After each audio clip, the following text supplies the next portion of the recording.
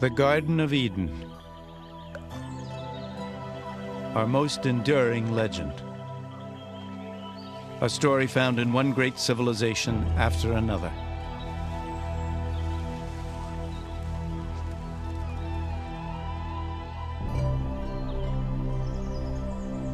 A story of seduction, the wrath of God, and paradise lost.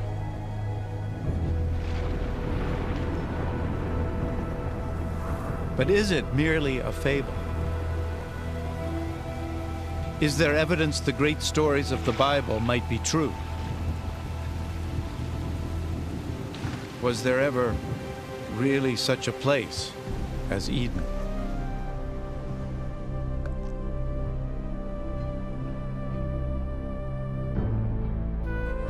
Today, the search for the Garden of Eden leads us to a dry and desolate land, to a place called Mesopotamia.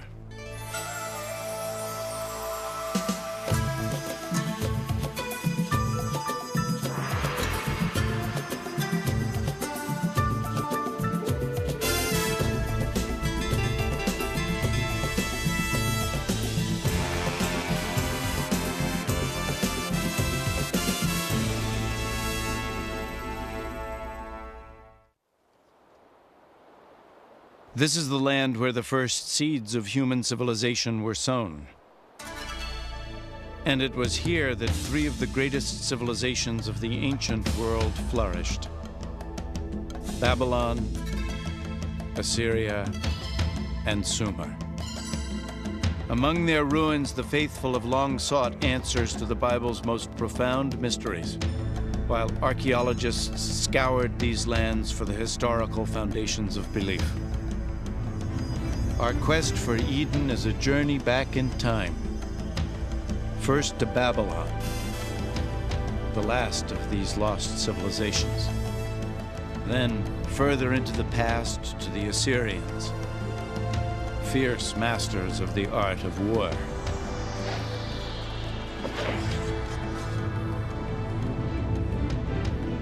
And finally, to a moment in the past so distant, only Eden could have preceded it.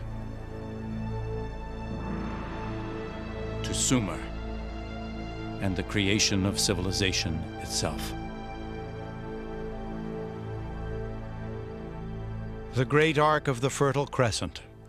Over the course of more than 6,000 years, this rich land, cradled between the Tigris and Euphrates rivers, gave birth to the first great civilizations.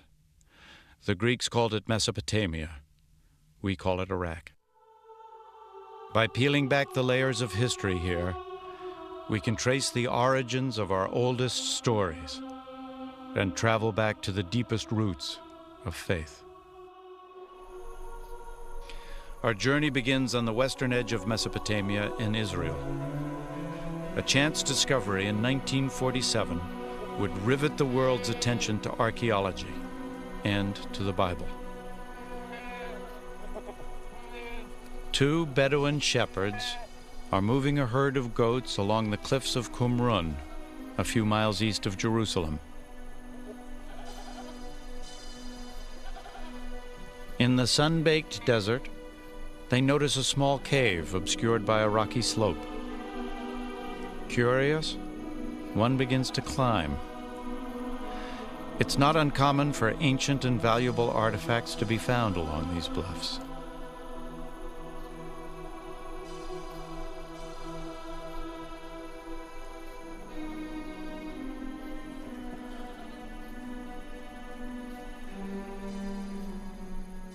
Inside the cave, the shepherd discovers the wreckage of ancient pots, leather scroll fragments, and some papyrus sheets, all untouched since the time of Jesus. These writings by an obscure Jewish sect called the Essenes would come to be known throughout the world as the Dead Sea Scrolls. In surrounding caves, hundreds of ancient scrolls would eventually be unearthed. One of them would prove to be the earliest known version of the Old Testament, including the crucial first 5 books, known to the Jews as the Torah. The Dead Sea Scrolls instantly became the focus of a tremendous international uproar as scholars and theologians fought over their ownership and their meaning. And the sensation was outstanding. This was described as one of the most outstanding archaeological finds anywhere. So they are very precious to the Jews because they are Jewish. It comes from a very crucial period in Jewish history. They are very precious to the Christians because they are contemporaneous with John the Baptist and Jesus and so on. So they are very informative, but beyond that, we have a great emotional attachment to this library. The Bible has always been a book read from 2 points of view, the sacred and the historical. A traditional Torah is always written by hand. The words are read aloud as the scribe writes, so they become a living prayer, and each Torah is considered holy from the moment it is written. But the historical accuracy of the Bible has never been so easily confirmed. It's an effort that continues to this day. Some of the books of the Bible are excellent historical books, as a matter of fact, the earliest historical books that we have, and quite accurate, because we have cross-references from other sources, and they are found to be mostly very precise. So they are very important. The discovery of the Dead Sea Scrolls was the most famous event in biblical archaeology, but it was by no means the first. The urge to explore biblical history has a venerable tradition. It's a search that began in the Holy Land, but would lead to Mesopotamia. Throughout history, crusaders, mystics, and believers have been drawn to sites where the great Bible stories took place. But with the arrival of the 19th century, a new kind of pilgrim sought to fortify their belief in the Bible through the infant science of archaeology. Surely, there could be no greater confirmation of their faith than to prove that biblical history was true. The first aim of the biblical archaeologists was to locate sites mentioned prominently in the biblical narratives and to see if any illustration of those tales could be found. To use the ancient pottery, the ancient city walls, the ancient weapons as illustrations of biblical stories that all of them had been taught from their childhood. Fueled by the excitement of early finds, scholars from all over the world raced to stake out claims in a kind of biblical gold rush.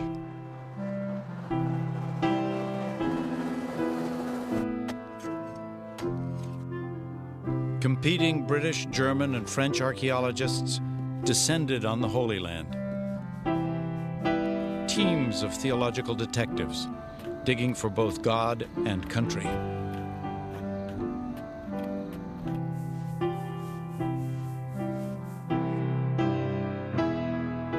The prestige of each of the European nations in the Holy Land was measured by the kind of biblical discoveries that they were uncovering, and one of the most intense diplomatic and political battles that occurred in the history of biblical archaeology was the discovery of the famous Moabite stone. In 1868, deep in the land of Moab, Bedouins of the Bani Hammada tribe stumbled onto a mysterious stone tablet buried in the desert. The tribesmen were no strangers to the antiquities of the area or to their value to Europeans. The first Westerner to hear of the curious black stone was the Reverend Frederick Augustus Klein. He immediately set off through the bandit-infested wasteland, accompanied only by a few Bedouin guides. Klein was a missionary, not an archaeologist. When he first saw the peculiar basalt carving, he felt a rush of excitement, suspecting the black tablet might confirm his deepest held beliefs.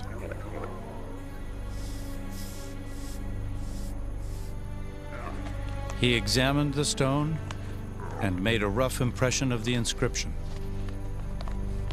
It was in a language Klein didn't recognize.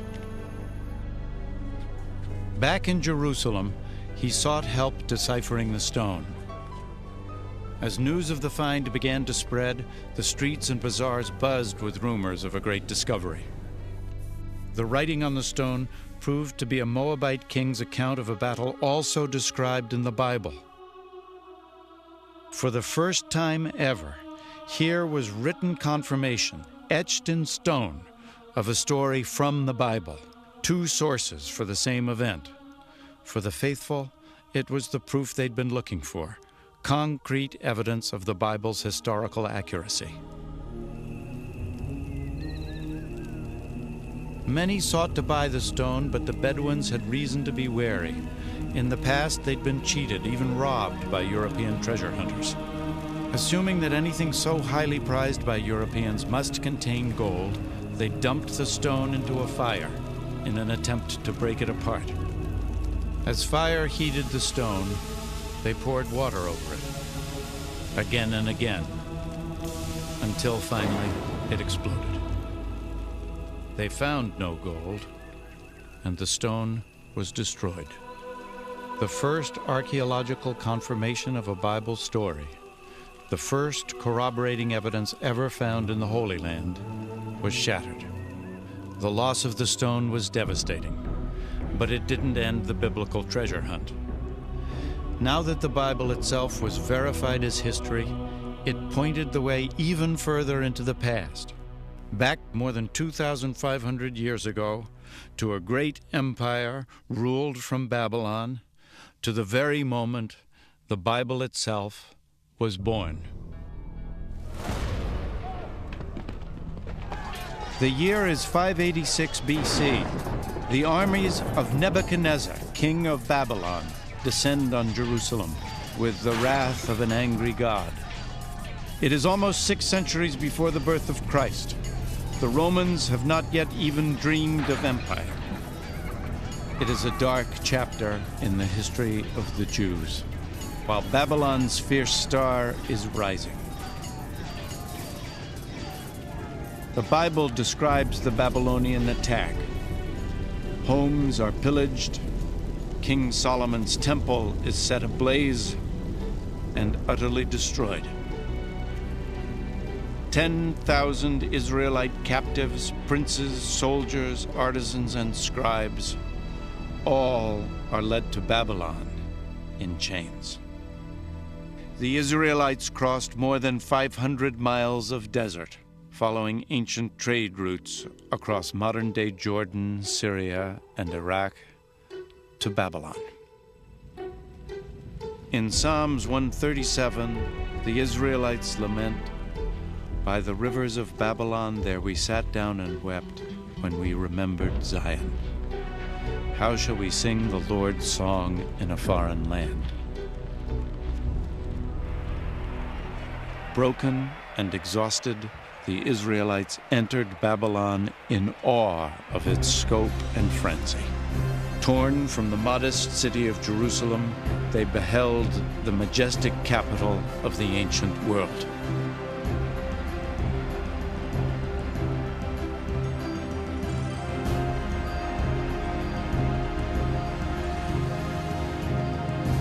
But somehow, the Israelites managed to do more than sing the Lord's song in this foreign land. They also wrote it down. If you look at any piece of oral literature and then you write it down, you're formalizing it. You're immediately setting down a text which people can criticize or can say, this is the truth, everything else is wrong. That, I think, is the biggest effect of writing down the Bible or the Old Testament. Today, the reconstructed walls surrounding Babylon are stamped with the name Saddam Hussein. But once the bricks bore another name, King Nebuchadnezzar. This was a land of many gods and pagan idols, an unlikely birthplace for one of the world's most sacred texts. Yet Babylon's great diversity created the perfect climate. And they come into this cosmopolitan environment, even the most educated among them and literate among them were being bombarded with direct contact with other people. And I mean other people. The Israelites found themselves in a melting pot of different races and languages, conflicting gods and alien demons. What city is this, the book of Revelation would ask, clothed in purple and scarlet and decked with gold and pearls? The habitation of devils and the hold of every foul spirit, Babylon the Great, mother of harlots and the abominations of the earth. But among all the abominations, even perhaps because of them, this was where the Bible first became a book. Threatened by an overwhelming new culture, Hebrew scribes were desperate to preserve and solidify Jewish identity. Over 3 generations of captivity, the scribes unified Israel's oral tradition, new writings, and sacred texts into a single manuscript. The Bible was born. Fortunately for them, the Babylonians were pretty liberal. They allowed them to keep their own culture, their own religion, to study their own books. This is what preserved the Bible to this very day. But as the books of the Bible came together over the long years of exile, Babylonian culture would profoundly influence the work of the Israelite scribes. These were very literate people, I suspect, many of the people who went into exile. And scribes talked to scribes, and I'm sure that was how a lot of information was transmitted. And the exchange of ideas and knowledge must have been, I would use the word devastating. It must have been mind-blowing. The Bible would eventually reflect stories and traditions from Babylon and even earlier Mesopotamian civilizations. The Israelites couldn't easily ignore Babylon's thriving culture and great monuments. Its temples were among the largest structures in the ancient world. Big public buildings, the ceremonial walkway, the palace of Nebuchadnezzar with its legendary hanging gardens, palm trees, the river. If you had walked through the Ishtar Gate, you would have felt dwarfed. And this was deliberate. You were in the presence of something powerful.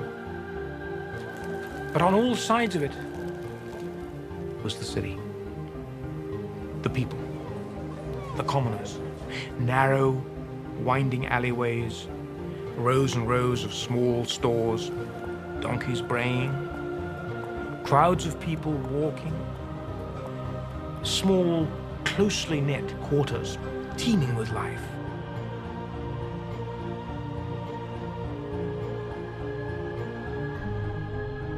And it was here, the Bible tells us, that one of antiquity's most extraordinary monuments soared into the sky, the Tower of Babel. For ages, adventurers and pilgrims hoped that finding the famous tower would prove the truth of Bible stories. One seeker who failed would write, "No man durst go near to the tower, for it is all desert and full of dragons and great serpents, and full of diverse venomous beasts." Medieval travelers claimed they had found the tower, this spiral minaret still standing in northern Iraq.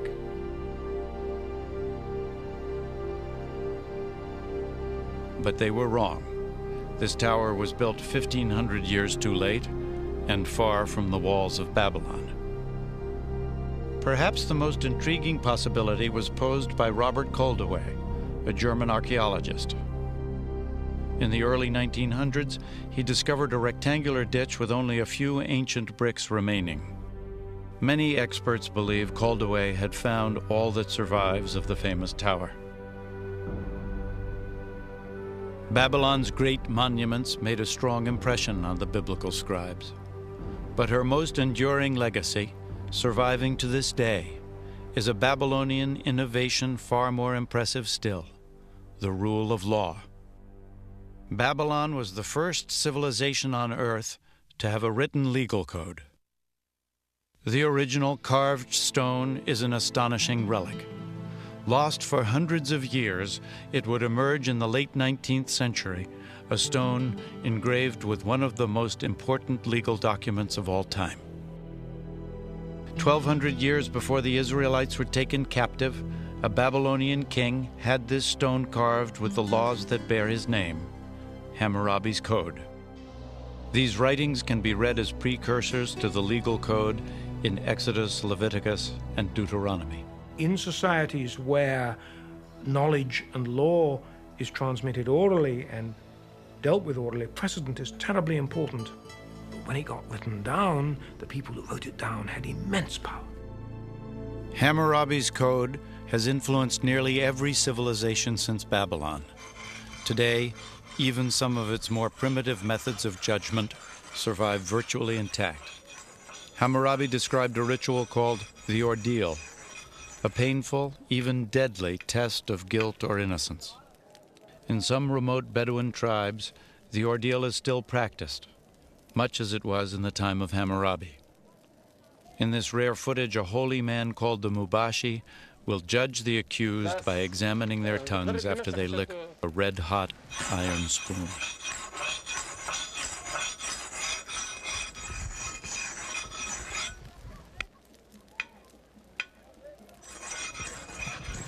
These men have been accused of theft. They must submit to the ordeal or be found guilty by default. Family members look on anxiously as the young men prepare themselves for the painful ritual.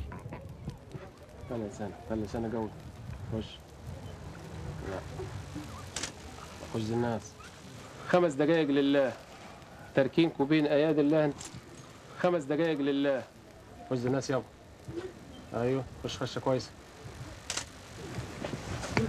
بس املى موجك ميه يا ابني زي ما عمل ده هو Water doesn't ease the pain. It's meant to cleanse and purify the drinker and to ready him for judgment. بتسد حنكك ليه يا ابني انت The holy man prays and then examines the singed tongues, seeking a sign from God. Only the Mubashi can divine guilt or innocence, and he alone will determine the men's fate.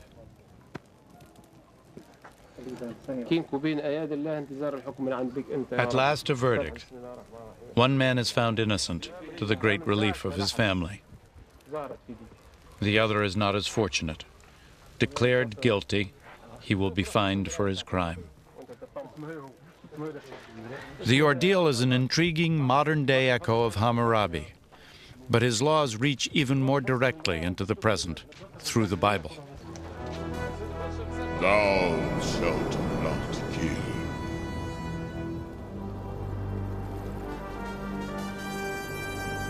Thou shalt not bear false witness against thy neighbor. The Ten Commandments, the foundation of biblical law, and yet only the beginning of a complex set of codes and covenants central to the Old Testament.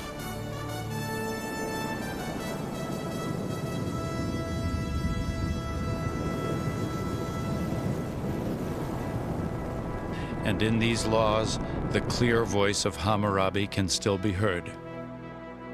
Hammurabi set down laws. He didn't innovate a great deal. He merely set down in writing laws which had operated by precedent for hundreds, if not thousands of years, an eye for an eye, a tooth for a tooth, and principles like this, many of which are still codified in law today. But the Babylon that shaped the Bible and its laws had its roots in an even earlier civilization, one that reached its peak 7 centuries before Christ. It was the brutal empire of Assyria, a place the Bible called a land bathed in blood.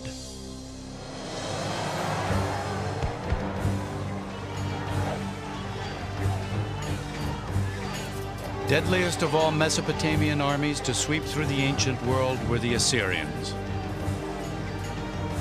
In the Bible, they are the ultimate symbol of bloody tyranny and ruthless oppression.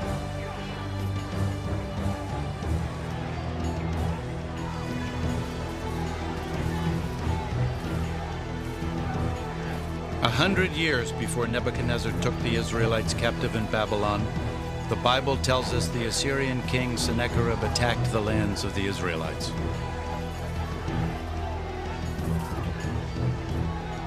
In the second book of Kings, the Bible says, "Behold what the kings of Assyria have done to our lands, destroying them utterly."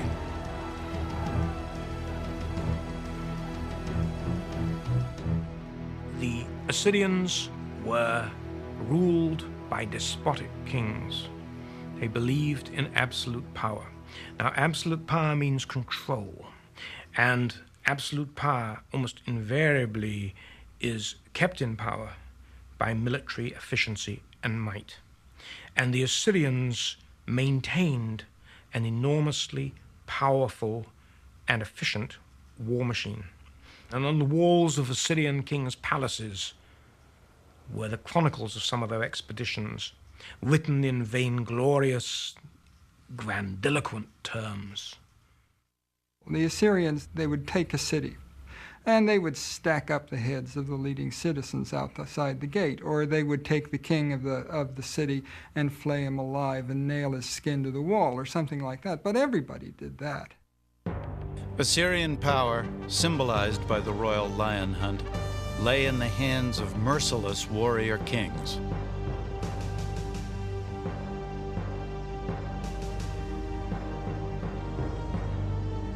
Even the Bible betrays grudging admiration. Behold the Assyrian. Under his shadow dwelt all great nations. Ezekiel 31. When the city of Rome was in its infancy, Assyria was the greatest empire in the world. For more than 1,000 years, details of Assyrian civilization were few. Even its great capital city of Nineveh was unknown to the modern world. Then, in 1852, these desolate ruins were explored by British archaeologist Austen Henry Layard. What Layard found here, in northern Iraq, was nothing less than the royal palace of Nineveh, an unspoiled treasure of Assyrian civilization. Tunneling like a miner through the earth, Layard uncovered great winged bulls and spectacular artistry, hidden from human view for a millennium. The world was stunned and excited by his breakthrough. Nineveh was another biblical city found, yet more confirmation of the Bible's historical accuracy. But the most momentous of Layard's discoveries was the Great Library of Nineveh, an extraordinary collection of 22,000 clay tablets inscribed with the cuneiform writing of the Assyrians. The only direct communication that we have with the people of the ancient world, really, is what they left behind in their writings. We can know from that what they ate, what their medical treatments were, what their family life was like, what their politics was like, how they viewed religion. Details of Assyrian daily life reveal a patriarchal society, a world where commoners, and especially women, had little status. Every Assyrian woman, once in her early life, before marriage, would go to the temple of Ishtar, and she would sit on the steps, and she would wait there until some man came along and dropped a coin on the hem of her dress, and then she would go inside with him and do her thing, and that was it. Yet in this despotic world, there was a kind of justice. In marriage, even a wife had certain rights. A woman could specify in her marriage contract that her husband would have no other wives. She might specify that he could have all the prostitutes he wanted, but no other wives. But if ordinary women had only limited status, recent discoveries reveal Assyrian queens enjoyed great privilege. In 1989, the ancient palace of Nimrud in northern Iraq set the stage for a startling find.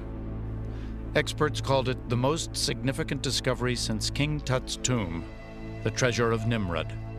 While we were cleaning some of the rooms, we discovered that there are some indications for a vaulting underneath the floor. We took everything out and we tried to sort it, and we discovered that we have here the bodies of at least 2 queens. Solid gold bracelets still adorned their bones. A royal treasure, entombed more than 2,000 years ago. This remarkable footage, shot by Iraqi archaeologists, is an exclusive record of their extraordinary discoveries. For the very first time, the tomb of an Assyrian queen had been uncovered intact. The royal sepulchre still displayed a curse to protect its occupants. Should anyone break open the seal and remove me from my tomb, let his spirit roam in thirst under the bitter rays of the sun, and may the great gods of the underworld inflict his corpse and ghost with eternal restlessness. Ignoring the curse, archaeologists excavated more than 125 pounds of beautifully crafted jewelry, crystal goblets, and exquisite carvings. The ancient Assyrians were master goldsmiths and artisans. But the value of this treasure far exceeds its worth in gold. In death, Assyrian queens were lavished with riches. But in life, it was her kings who forged history, kings with a taste for empire. In the year 701 BC, King Sennacherib and his army struck out across the desert toward the Mediterranean Sea. The bold Assyrians were determined to conquer all that lay in their path. The cities of Judah, including Jerusalem, and its rebellious king, Hezekiah. Fortress after fortress fell to the Assyrians, but it was the city of Lachish whose brutal destruction is best recorded in the historical record and in the Bible. The siege of Lachish is a beautiful example of how an Assyrian army descended on a city, surrounded it, besieged it, reduced it, and took away its inhabitants to slavery, those that were not executed, men, women, and children.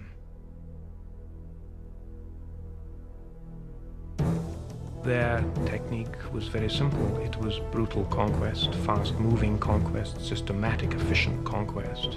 And on the bas-reliefs in Assyrian palaces, you see the siege engines, the soldiers moving up the mounds with the shields above them, protecting them from the debris thrown down below.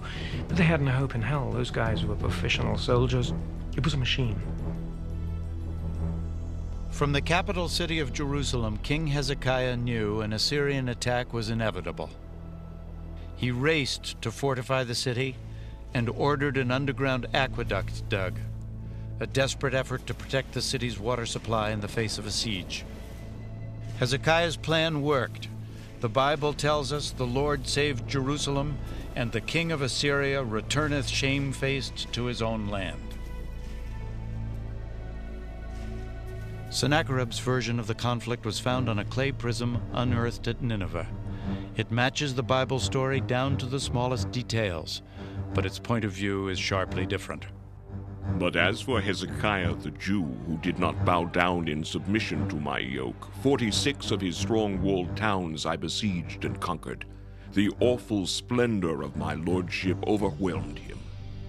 Stories are told from different angles, but they are in agreement. If you'll have to tell about what happened today and I'll have to tell, we'll tell different stories. We have the story of Sennacherib invading to this country. Each tells basically about the same historical event with absolutely no contradictions. No contradictions but one, the result.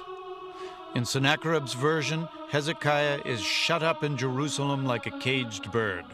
But in the Bible, the Assyrian armies are held back by Jerusalem's walls. It is perhaps the earliest example of spin doctors at work. The God of the Israelites has the last word. I will break the Assyrian in my land, the Bible says, for through the voice of the Lord shall the Assyrian be beaten down. Isaiah chapter 6. And the Bible tells us God does destroy Nineveh, throne of the great Assyrian kings. It wasn't the first such annihilation. Long before, the Almighty had laid waste an entire civilization. There is not a single mention of their name in the Bible, but they were called Sumer, and they told the story of a great flood.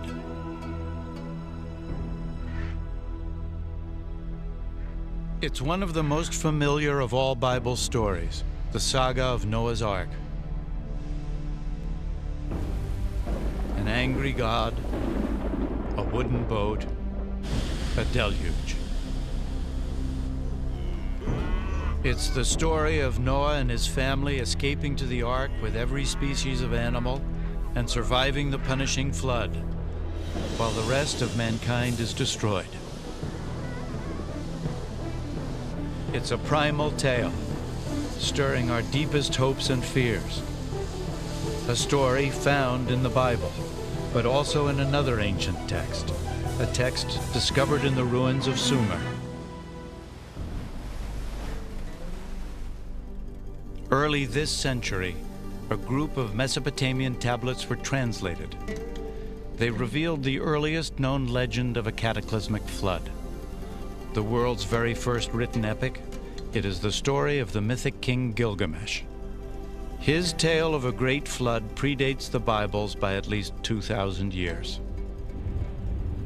For 7 days and 7 nights, the flood had swept over the land, and the huge boat had been tossed about by the storms. The boat then runs aground on a mountain. He sends out birds, which is the story which has an eerie similarity to the story of the biblical flood. It's a wonderful story. More than 5,000 years ago, the story of the Great Flood was first told here, in the ancient cities of Sumer, Uruk, Eridu, and Ur. In Sumer, we find the first of almost everything that makes us civilized. They invented the wheel, government, and gardening. Sumer, the first civilization on Earth. In a land without stone, they devised mud bricks, like those still made and used today.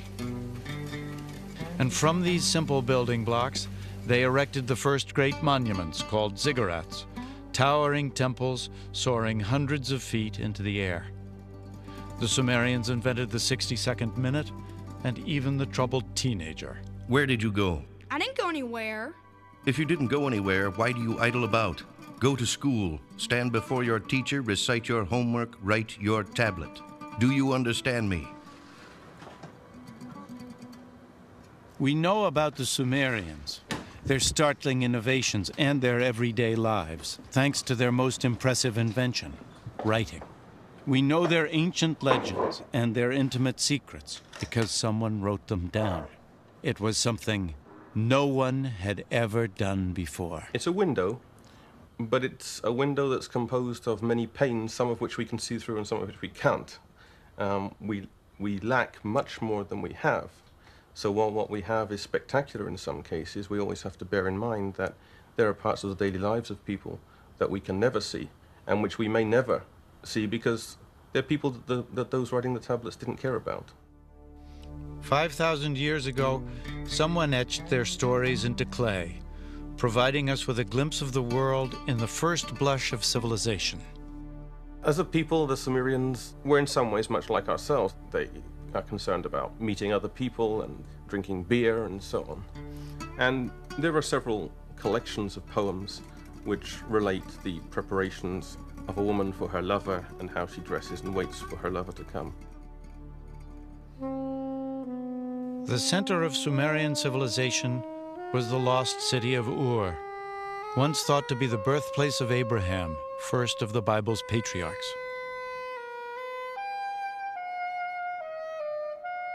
It is the epitome of the biblical city in archaeological terms because it was the site of one of the most famous archaeological digs ever carried out in the 1920s and 30s by a remarkable British archaeologist called Leonard Woolley. A British archaeologist once described archaeology as the science of rubbish, which is so true. But give me the archaeologist who can make the stones and the bones and the bricks and the pots come alive. Leonard Woolley was like that. He would take people on a tour of a small quarter of Ur of the Chaldees where the house foundations are exposed. And as you walked through, he would talk about the lives of the people who lived in these houses, talk about the ovens, the sills, the low ceilings, the furniture. And Ur, in Woolley's hands, came alive.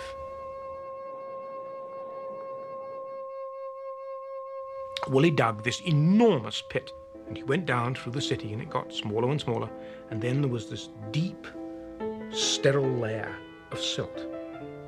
And Woolley himself recounts how his wife came over, looked at it, and she was a rather casual lady in some ways, and looked at it and said, "Oh, well, of course, that's the flood." And lights went off, and Woolley claimed that this was evidence of the biblical flood. And it captured the popular imagination. What did it do? It brought in money. And Ur was a dig that was sold brilliantly. Speculation about the biblical flood caused a sensation. Even without solid proof, it was as if science and the Bible had united in the bleak desert of southern Iraq. Woolley would eventually unearth an indisputable treasure, a discovery that provided extraordinary insight into this earliest of civilizations, the royal tombs of Ur. Digging in the thick mud, Woolley uncovered 74 carefully arranged skeletons, all entombed at the same time. The burial told the shocking story of a king's final journey into the afterlife and of those who accompanied him. And from this, he developed a remarkable story of a pre-dynastic royal funeral. And his story went something like this. First, they dug this big pit with a ramp up one side. In the pit, they erected a sepulchre of stone in which the body of the royal personage was placed.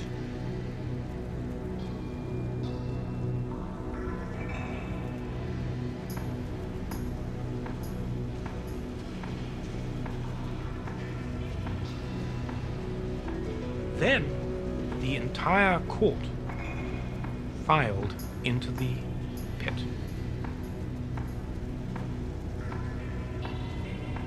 Everybody lined up and stood there with little clay pots in their hands. And then at a signal, they all drank poison.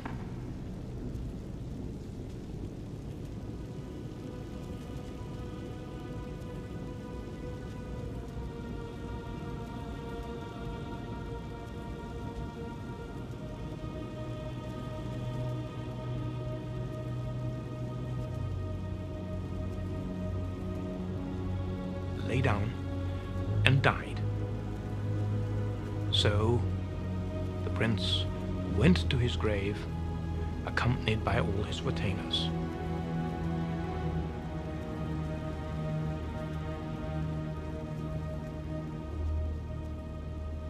This has become one of the great discoveries, one of the great funeral accounts of archaeology in early history. The discovery of the grave pits at Ur was a triumph of archaeology, revealing ancient secrets of the first civilization. But science alone can take us only so far. Where the trail ends, the Epic of Gilgamesh provides the final tantalizing clues. Clues leading us back to a garden and a place some call paradise.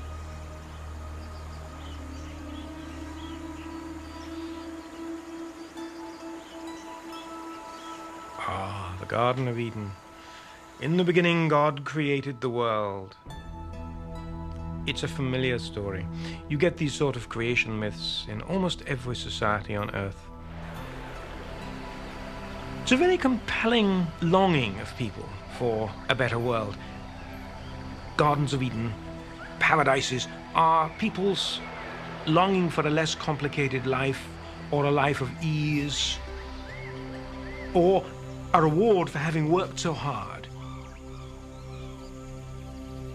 In the ancient Sumerian Epic of Gilgamesh, The name given to paradise is Dilmun. It's a place beyond the edge of normal human habitation. That's how it features in the Sumerian flood myth.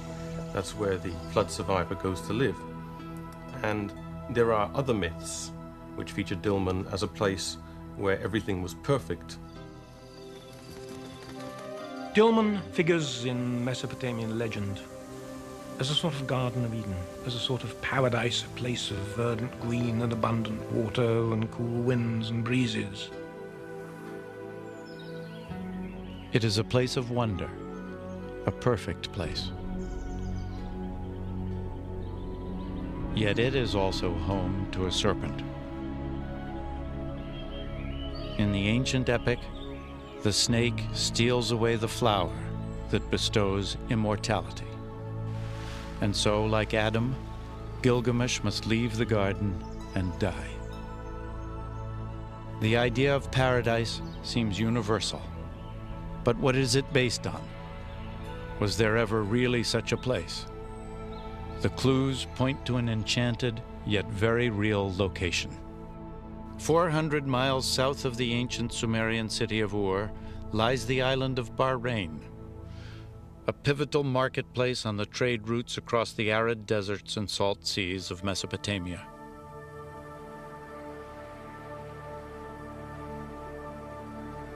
Today, Bahrain is something less than paradise, but it was once lush. Once this island had abundant water and thus abundant life. Once, long ago, this was Dilmun. But was it paradise? By comparison to the surrounding desert, it would certainly have seemed so. There was so much water here that what is now a desert island bloomed. It was a garden bearing lush fruit. And there were people here who apparently led a blessed life. More than 85,000 burial mounds dot this landscape, probably the most in any one location in the ancient world. The ancient bones tell us these people were taller and healthier, and they lived longer than anyone else in the region. And in the burial mounds is one more astonishing clue: the remains of snakes, ritually embalmed at some lost moment more than 4,000 years ago. Here in Bahrain, we find the serpent, just as we found it in the Epic of Gilgamesh, and just as we found it in the Bible.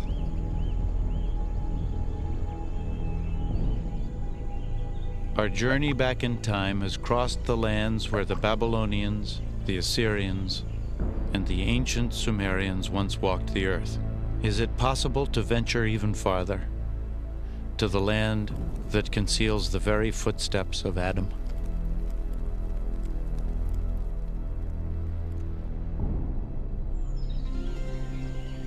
Here faith and reason must part company.